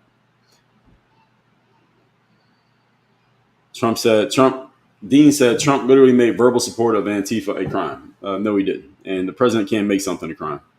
Straw man. Strawberry cheesecake. Cheryl Smalley, thanks for the share. JK, thanks for the follow. Yes, tap the screen, folks. We're at 62,000 likes. We do 100,000 likes every day here on TikTok. We're at 62,000, so please get the likes up. Samuel, you're talking about Germany. That's not the topic here today.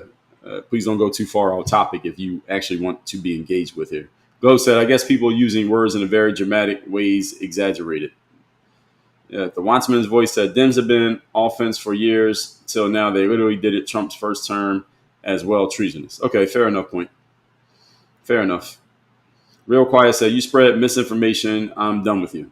All right, well, get the hell out of here. Why are you leaving a comment? You should have just left. Glow said, using projection, gaslight, and double standards, that's their strategies. Evil, pure, evil, or mental. Dean said, you just said sending the guard in is offense. Then you say it's defense. Did I say that? Samuel said, Biden did nothing doing lockdowns. You all are so uneducated. Well, Samuel, you left several comments so far. If you really think people are uneducated, why are you in the comments? You should actually be doing a live stream right now and compete against me, and then you can educate people with the right information. Why are you wasting your talent in the comments? Nick, thank you for the share.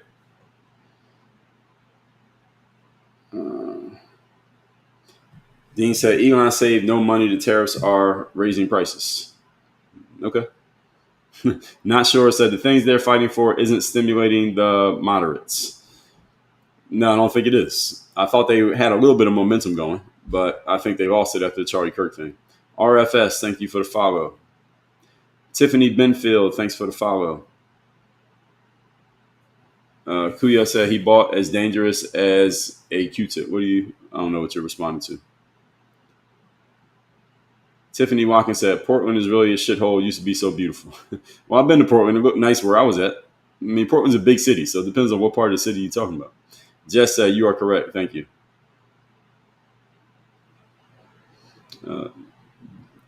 Dean, you're throwing up questions talking about explain stuff. These are all known as red herrings. Red herrings is when you try to change the subject by asking me to talk about something that you want to talk about. So I'll tell you the same thing I said to the other person. If you have as much to say as you are posting in the comments, you should be doing your own live stream and educating the audience based on your knowledge. I mean, if you have any to give. You're not that guy, pal. Trust me. You're not that guy. Okay. Tiffany Watkins said, too many egos. They should let Trump handle it if they really want their city. You talking about the citizens or the politicians? Because the politicians have a final say.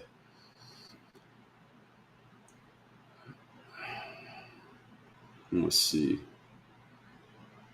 Michael Lynn said they have not arrested any Americans named them. I think you're talking about somebody in the comments. Jody Swan said, I love listening to you. Thank you.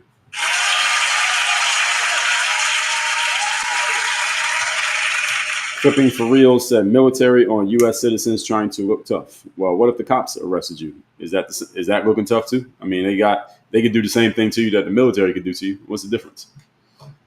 I mean, they got different titles, but the cops can do something to you. So how is it trying to look tough?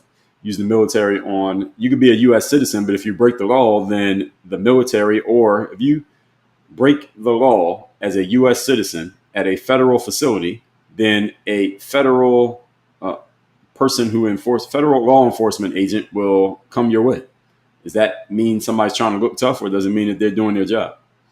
So just because of the military and just because you're a U.S. citizen doesn't make them wrong. So I see what you're trying to do there, but that's a fail. Have some more chicken. Have some more pie. It doesn't matter if it's boiled or fried. Go said the best thing to do is pray for everyone, benefit, and for the USA. Okay, fair enough. Mickey D, thanks for the follow. Clipping for real said Obama got the job done without having to flex. Well, what job are we talking? There's a lot of jobs for the president. Clipping for real said, if you can't see the difference, you can't see right. Well, both Trump and Obama are going to have had 8 years. So they did a whole lot of different jobs, a whole lot of different things, a whole lot of different ways. And they got reported on completely differently. And none of us knows every single thing that each one of them did. So you have selective memory about which things you want to remember and point out about Obama, and all things you want to remember and point out about Trump. That doesn't make them the truth. They may make them facts, but facts are not the truth. The truth is all the facts in complete context, which will require an encyclopedia level of information, not just something you can post in a comment on TikTok. So again, I get what you're trying to say here, but this is not true. You're not that guy, pal. Trust me. You're not that guy. Ashley said, good morning. I love the tie. Thank you. Ashley, good to see you. Carl said, enemies both foreign and domestic. This is true. Clipping says, citizens sue if you are touched or grabbed by ICE, make a couple $100K. But it depends on why you got touched or grabbed. DM said, we're walking contradictions. Those Antifa lock their doors at night. Well, do they have doors? Do they have houses? Let's see. I lost my spot in the comments. Where was it? Dean said, for a host that isn't MAGA, why is everybody listening MAGA? I have no idea what the political leanings are of the people who are listening, but even if they were, what does that mean? What does that have to do with me? I don't control who ends up listening here. You had to talk to TikTok about that. You're not that guy, pal. Trust me. You're not that guy. And it doesn't sound like you're MAGA, Dean. It sounds like you're listening. So you actually are arguing against yourself. All right, this is your TDS is showing. Emotional, damn it.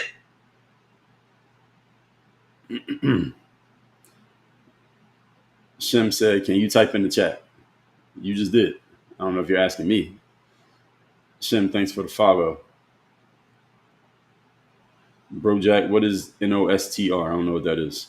Karina to the rescue said, love your matter of fact style. Thank you, Karina. Colleen Kelly, 66, thanks for the follow.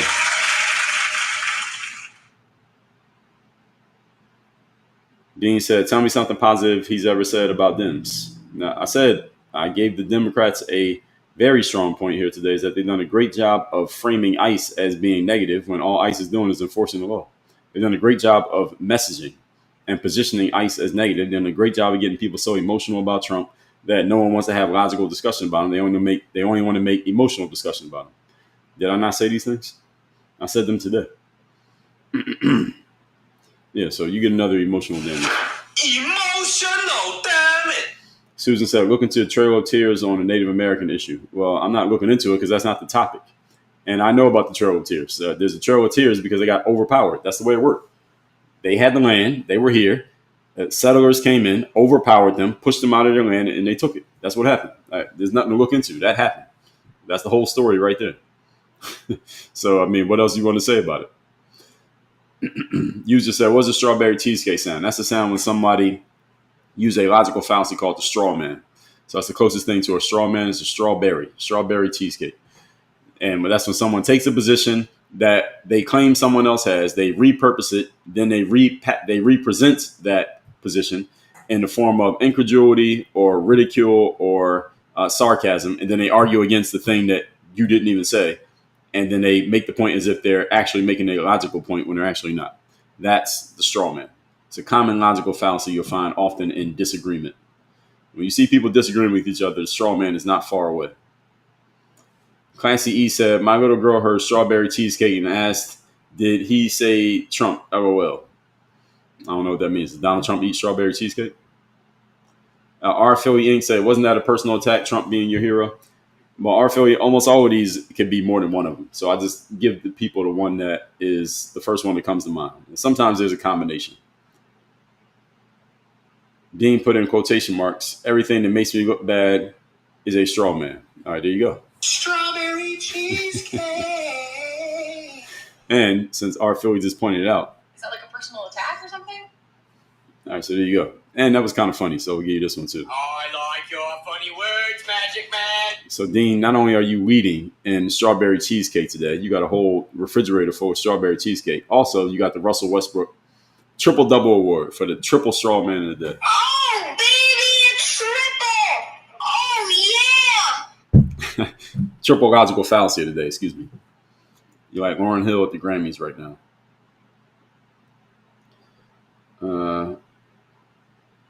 Kuya said he beat up a cotton ball. Now he walking around wind in his jaws. I don't know what that means. Rick the Big Daddy said, finally someone who takes the stands in the middle of. Liz said Portland could use it. LOL.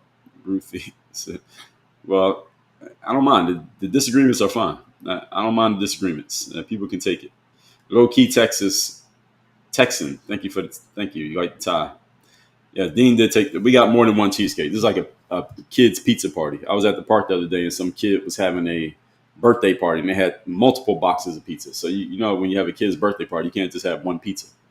So we got several boxes of strawberry cheesecake. All right, so Dean took one for himself, but everybody else can get some. Zoran Bible, thanks for the share. Ms. B. Rex says, send them to New Mexico. Our government is horrible. Send who to New Mexico? TX Junebug said, with Antifa being a national domestic terrorist organization, doesn't that give Fed authority? Well, that's not the reason why the Feds are important. They're important because of the attack on the federal facility, not necessarily because of Antifa. Antifa just happens to be the ones attacking. Zoran Bible, thanks for the share. Robbie Land said, what about putting your books on TikTok Shop? Yeah, they send me like 3 emails a day trying to get me to do that. I don't like selling my stuff through other people's platforms, not even Amazon, because they take a percentage of your money. They have control over how everything happens. They control the customer. I'm not a fan of it. So that's the reason why I don't do it. Jay Rocket said, you're not even selling them, you're offering them for free. Yeah, exactly. But I am telling people to leave this site and go to my sites. That's the part they don't like. And I understand. Every app has that. They all do it. They all do the same thing. Michelle, good morning. Ruthie, thanks for the follow. Christy, thanks for the follow. Rick the Big Daddy, thanks for the follow. Nathan Allen, thanks for the repost. Joseph and SW, thanks for the follows. Marcus says, sounds like you're trying to be silenced by TikTok. No, I don't think they're trying to silence me. I think they put me on the FYP. Who heard me? Who saw me on that For You page today? If you saw me on the For You page, put FYP in the comments. TikTok likes the fact that I do the stream. They don't like that I tell people to leave TikTok and go somewhere else. That's the part that they don't like. And again, YouTube has that problem. Facebook doesn't like it. LinkedIn doesn't like it. Instagram doesn't. They all don't like it. So TikTok is not doing anything unique. They all do this. Daryl Canuzzi, thanks for the follow. Skittle said, why don't they just arrest all those mayors and governors for breaking federal immigration laws? Because the mayor and governor didn't break the law. They are just not doing anything when other people are breaking the law. Or at least it looks like it. Let's just say that. We can't say that's actually what they're doing. Cato 10, thanks for the follow. Denise said, I think you're a voice of reason that you're very knowledgeable. Well, thank you.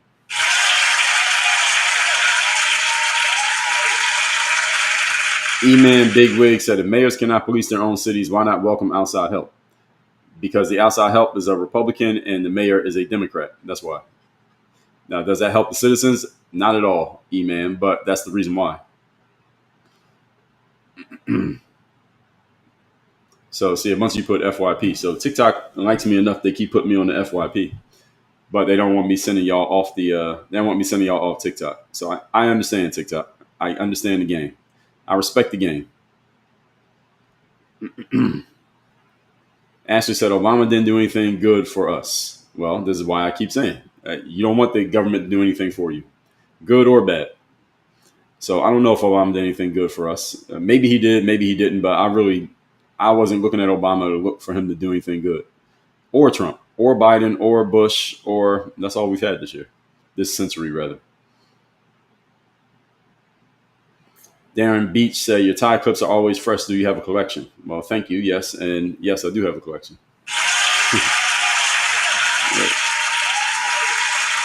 E-Man said, the mayor already answered that one. XTR said, Antifa live in their parents' basement. Well, they come out of the basement and they cause trouble at night. So Mike O said, when you trade liberty for security, you deserve neither. Ben Franklin said that? All right, well, it's very true. I talk about that all the time. Carl said emotional damage. Tammy said, do you think we're being told the truth about C. Kirk's assassination? Well, we don't know yet. We don't have enough information. The truth is very rarely understood within a day or two of something happening, especially something big like that. I mean, what was the truth of 9/11? We didn't know. It took years to find out, and we still don't agree. People still don't agree on the truth of 9/11. That was 25 years ago. So Charlie Kirk's was 2 weeks ago. So do we know the truth? I think we don't know yet. Now, do I think we're being told the truth? I think whoever is telling it doesn't even know the truth themselves yet. So I think they're still trying to piece together what actually happened. And the people who can actually share with us, they're trying to figure it out. I think there are some people who know, but those people might not be talking. So that's the situation. Nana Cat, I'm doing great. Thank you. Darren Beach, thank you. Denise, I think you're absolutely honest and knowledgeable about your topics. Thank you. You're welcome. Thank you. Rosebud, thanks for the follow. Chicago City Chris, thanks for the follow. What flag is that, Chicago City Chris? I see the USA flag. What's the other flag? DM saying a land belongs to who can conquer and control it. That's right. Which means the United States can be taken over by somebody else too. You don't own land. You control land until you don't control it. Any of you who owns a house or you own land, you got to pay taxes, right? If you stop paying taxes, what happens? You find out who really owns that land. And it ain't you. Mikey said, I love hearing a big platform using common sense and intelligence. Thank you, Mikey.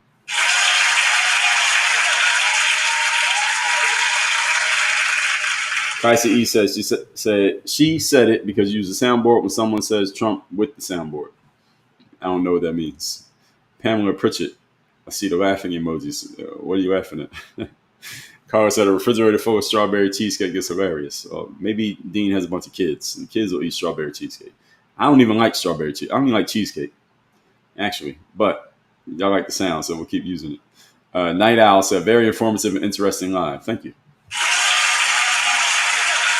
Nathan Don said, does that mean someone reported you, though, or they saw it and made that happen? It's probably TikTok. I don't think I was reported. I think that's TikTok. Because TikTok they had very good AI sensors. So if you say something on TikTok, their AI sensors or their moderators will see it and they'll give you a warning. And at the time they sent me that, was a little bit over 200 people watching this live. They probably have somebody actually watching this. So this may be somebody who actually works at TikTok, an actual human listening to what I'm saying right now. And if I say the wrong thing, they give me a warning. I've been suspended on TikTok 16 times in the last year. That's not a joke. 16 times in the last year for saying stuff. So I know the game. I know what not to say. I've gotten pretty good at not saying stuff, but now they came up with new stuff. Now you can't tell people to go to your website. That's that they didn't do that before. They're doing it now. So I've been warned. Now they gave me a warning. If I do that again, then we might have a problem. DJ Donamite, thanks for the share. J Rocket said that's why they flag you. They want their cut. No, you're actually right about that. That's what they want. They want the cut. They want me to sell my stuff on the TikTok shop. But I was looking at the TikTok shop a long time ago, several months ago, but it was too many bells and whistles. TikTok's app has so many bells and whistles. I'm like, this is not even worth the effort to do all this shit. I didn't feel like doing it because there's a whole bunch of buttons you got to push and you got to upload this and these files. And I'm like, I'm not doing this shit. So that's why I didn't do it. So I technically could do it. I don't think it's above my level of intelligence to figure it out, but I don't want to. So that's why I'm not doing it. So anyway, you want to get one of my books, go to the links in my profile. They let me have links in my profile. TikTok, don't get mad at me for saying that. All right, so a bunch of you found me on the FYP, as I suspected. So we're good. We in good space with TikTok right now. Brian Miller said, I got your mindset book bundle was really good. All right, so there you go. There's a cosign from Brian Miller Real Estate.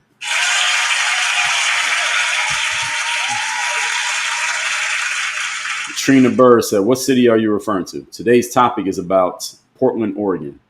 We're talking about Portland and Donald Trump sending troops into Portland to protect the ICE facility. Ashley, I appreciate you. See you later.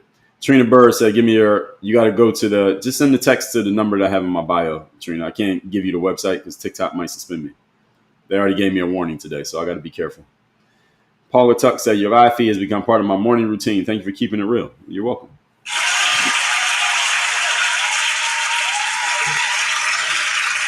Marky Man 007 said, how do you feel about Antifa being an idea only? Well, Joe Biden said that in 2020. Wasn't that 2020 he said that? That Antifa is an idea? So everybody knew that he was saying that. I mean, he had to say that because Antifa was allegedly defending the Democrats against the Republicans. So what else is he going to say? He doesn't want to identify them as actually existing because then he would have to say something about them. He would have to denounce them.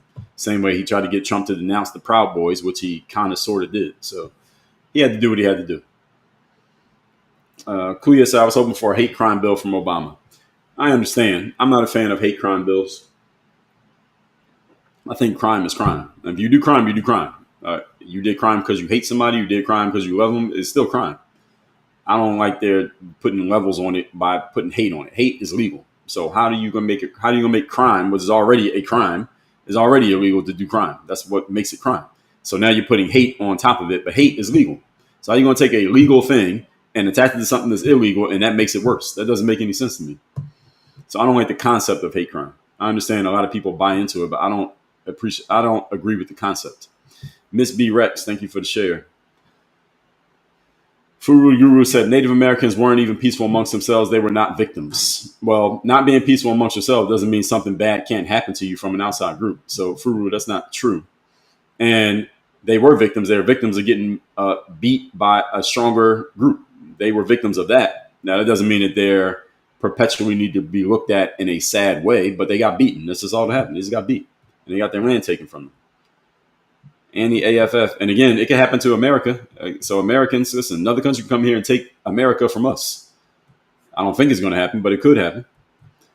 Annie said, what financially would the state be getting by not letting the National Guard help? What financially would the state be getting? Well, they're not going to get anything. What they're doing is just showing that they're standing up to Donald Trump, standing up to whatever that means to them. Darren said, is that American not to like cheesecake? Kuya said, Obama only protected rainbow, so that counted me out. Well, Obama did protect the rainbow. That is true. Marcus said, Dean ate too much cheesecake and had to go. Well, I think he ran out of stuff to say. He said a lot of things. He left a lot of comments. So maybe he did it. Maybe he started his own live stream. I don't know. I told him to start his own live stream, so maybe he did. I don't know. Freedom Rider said, I love seeing your eyes. I love how you demonstrate both sides of the argument. Thank you.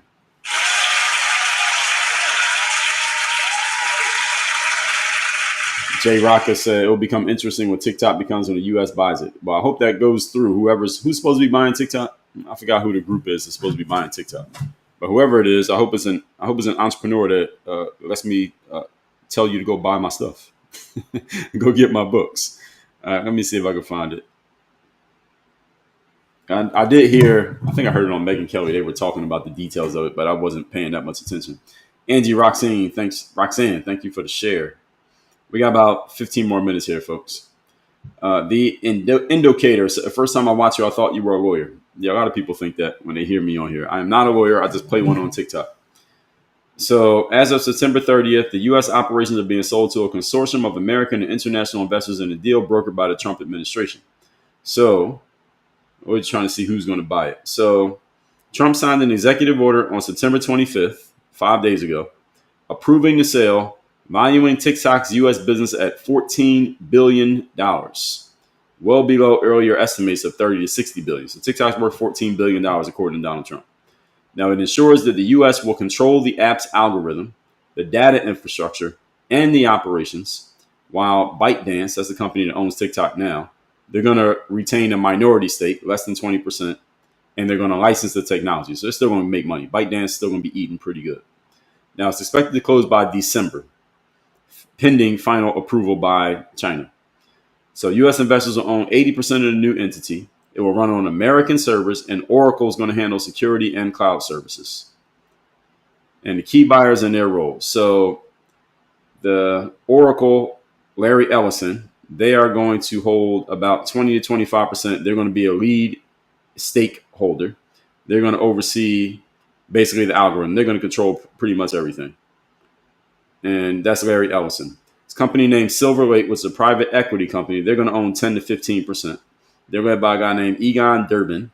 They're going to focus on tech investments. Andreessen Horowitz, that's a venture capital company. They're going to have about 10%. They are tech focused. Company named MGX. They're from Abu Dhabi, a royal family. They're a sovereign wealth fund. They're going to have 15% and a board seat. Rupert Murdoch is involved. They didn't say how much. Michael Dell from Dell Computers, he's involved. It doesn't say how much. Susquehanna International Group, a guy named Jeff Yass, they're a hedge fund. They're going to have some. They're a ByteDance rollover, so they are already involved. I just lost my spot where I was reading. General Atlantic, they're a private equity company. Doesn't say how much. Wait, does it say how much? Oh, this Grok app is kind of getting on my nerves. Okay. Then KKR, Kohlberg, Kravis, Roberts, they're private equity. They're a minority. And Sequoia Capital, they are a minority. So these are all the people involved. So for the most part, person in charge is going to be Oracle, Larry Ellison. They're going to be in charge. And they're going to control the algorithm. So we'll see what happens. But this is not happening until December. So between now and December, I cannot promote my books on TikTok. That's what this comes down to. So let's see. Where were we? Yes, we're at 96,000, folks. Can we get to 100,000 likes? We're at 96,000 likes, folks. Can we get the likes up to 100K? Have some more chicken. Have some more pie. It doesn't matter if it's boiled or fried. Chrislyn Fitzgerald said, we're being technical. The term a hate crime, making something criminals that wasn't previously. Well, yeah, it's like a enhanced version of a crime, but I'm not a fan of it because, again, a crime is a crime. If you did a crime, you did a crime. Now they're saying that if you did a crime due to hate, then that makes it worse. And I don't like that idea because hate is legal. Hate is protected by the First Amendment. So if I'm black and I take the life of a black person, that's just a crime. But if I'm white and I take the life of a black person, then it's a hate crime because allegedly it was motivated by race, let's just say. Then that means I get a harsher sentence just because I hated the person as opposed to me just doing it because I wanted to. So if I kill a black person, it's not a hate crime. But if I'm white and I kill a black person, then it is a hate crime because I allegedly was motivated by hate. I could be motivated by hate. That is protected by the First Amendment. So I don't like the idea. I don't know how Americans came to even accept this concept of a hate crime or even hate itself as if it's some type of negative thing. You're allowed to hate if you want to.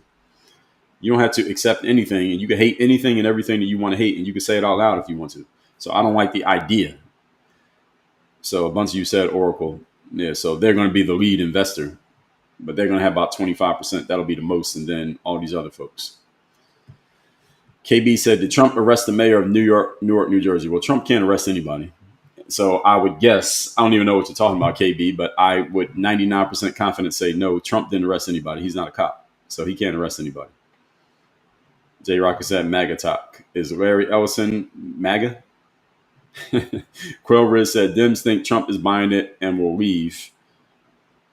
We leave what? TikTok? J Rock said, I'm not going to leave. I like to be entertained.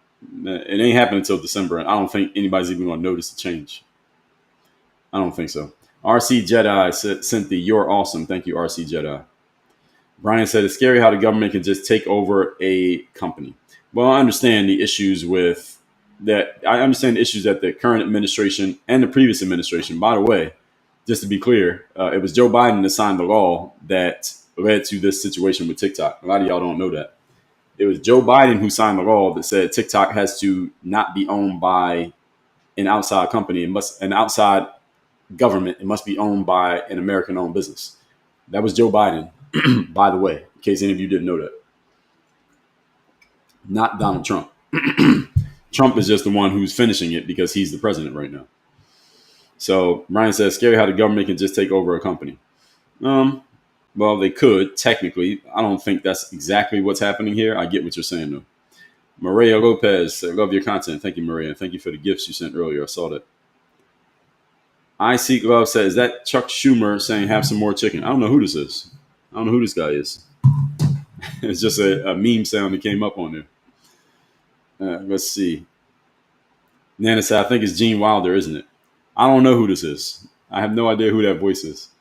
Christian said, like, if you were to not get hired because of your ethnic background at one point, that wasn't a crime. Yeah, that's discrimination, which is in the law, which should be. I understand the concept of discrimination. Discriminating based on race or gender or orientation, those things I get, I'm okay with that. Calling something hate as a crime, I'm not okay with because, again, hate is a way of thinking and you cannot police thinking. People are free to think and speak however they wish. That is protected by the First Amendment of the Constitution. Discrimination is not. Leah said, that's interesting. Never thought about hate crimes like that. Yeah, I did. As soon as I heard the concept, I'm like, hate crime? I don't have to like you. I'm not going to hate you if I want to. How is that a crime? And how do you make the crime worse just because I hated you? If I do a crime, I still did a crime. If I do a crime because I love you, that makes it better? What's the difference? So anyway, J Rocket said, difference between murder 1, murder 2, planning and intent. If you're killing because they are black, and again, a black person can kill a black person because they're black, but they're not going to get a hate crime charge. They're only going to do it when it's racially motivated, which, again, that muddies up the whole thing. That makes the whole thing messy. That's why I don't like the concept of hate crime, is that they really created the hate crime. Y'all know why they created the hate crime, right? Hate crime was not created for black people. It had nothing to do with black people or white people. Y'all know who the hate crime laws were really created for, right? Any of you know the answer? Who the hate crime laws were really created for? It ain't black people and it ain't white people. I'm not even going to say. All y'all know the answer. Rogo Johnson said, Trump sympathizer. Who? You or me? Quill Riz said, Biden was trying to censor free speech. Well, they say that anytime the government does anything. Let's see. Creek Boy said, have more pie. Yeah, I play the sound again. Y'all can see if y'all can figure out who this is. Have some more chicken. Have some more pie. It doesn't matter if it's boiled or fried. I don't know who this guy is. So, Patsy Barrow, thank you for the share and the repost. Chrislyn said, I've always known the definition of hate crime to be violent offense, not verbal. Yes, it has to be some type of crime. I mean, saying something is usually not a crime. What I'm saying is the fact that they're making a crime bigger by putting the word hate on it, because a crime is already a crime. If you do a crime, you go to jail and you go to court. So what is the hate part? Why is that even necessary?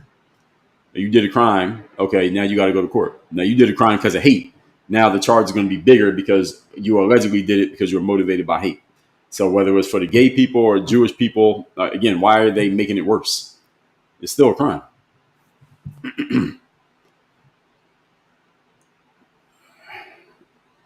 H said, is Queso a streamer? I don't know. I don't know who it is. I think all of you can guess. Carl said, I think you said K instead of unalive. Yes. Oh, for the cheesecake one?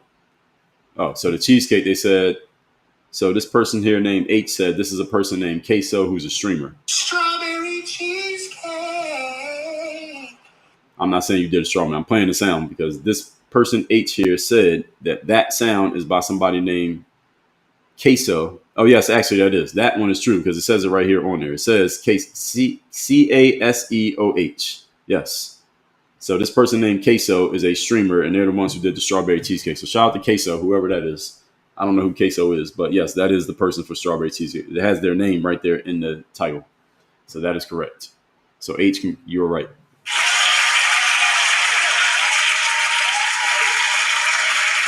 Joseph said, politicians pass hate crime laws so they can give harsher sentences to selected people. That's correct. That's true. Boris Frenchy said, Michael McKean saying the chicken phrase. So we got like 3 or 4 different names of people guessing who this have more chicken sound is. Let's play it again so we can guess who it is. Have some more chicken. Have some more pie. It doesn't matter if it's boiled or fried. I don't know. Y'all tell me who that is. So someone said Michael McKean. I don't know who that is. Howard Cremians says strawberry pie sounds like Eugene. Wait, strawberry pie or strawberry cheesecake? The pie is a different thing. Strawberry cheesecake is a person named Queso. Their name is right here in the title of the sound. So I know that's Queso. So that's correct.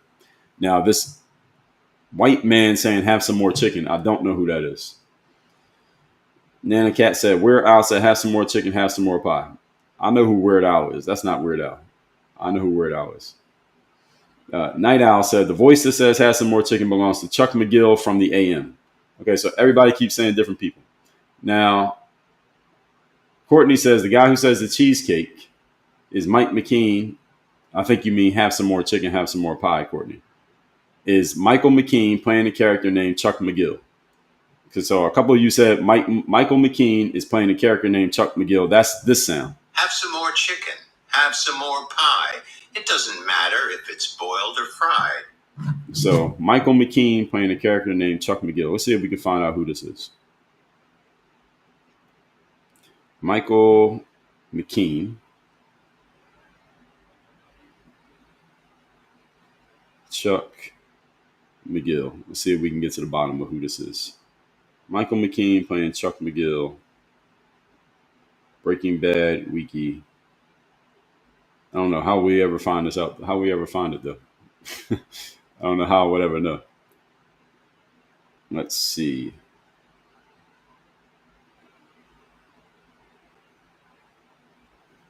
All right, let's see. I think we might figure it out.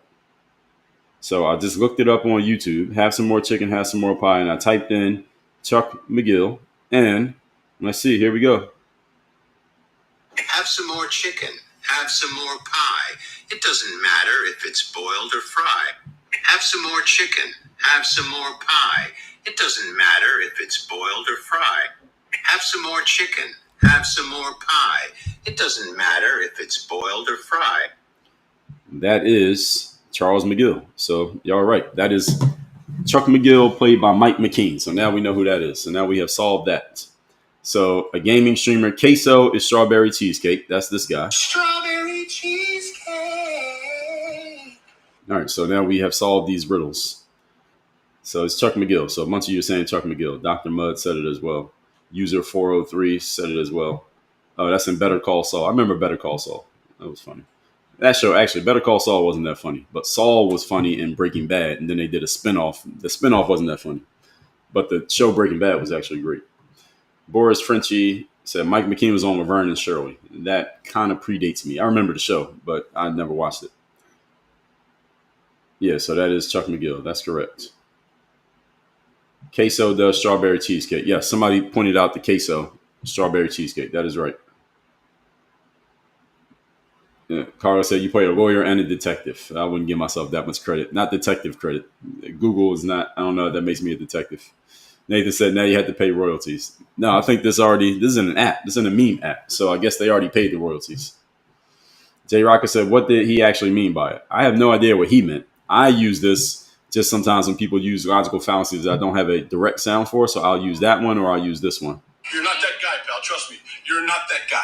So these are my catch-all sounds. That one and this have some more chicken are my catch-all logical fallacy sounds. So strawberry cheesecake is for the straw man. Ad hominem is this one. Is that like a personal attack or something?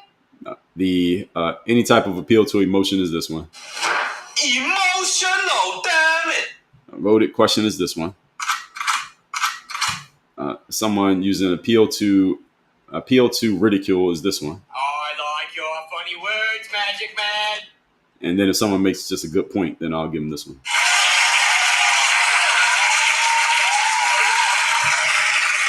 So those other two are just the catch-alls. So I'll just use those as necessary. Karen said that's Lenny from Laverne and Shirley. So I guess he played that role as well.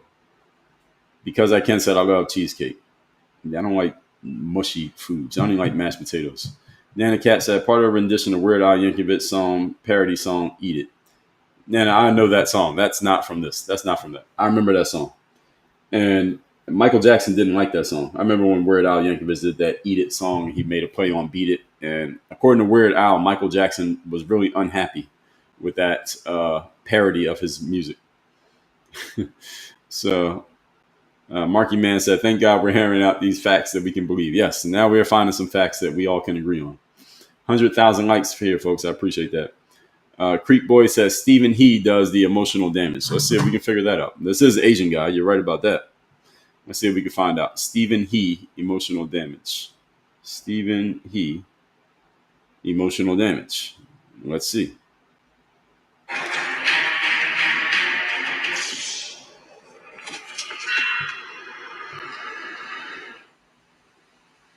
What the heck? 2 inches of fall damage. You can get died. You could just walk the other way.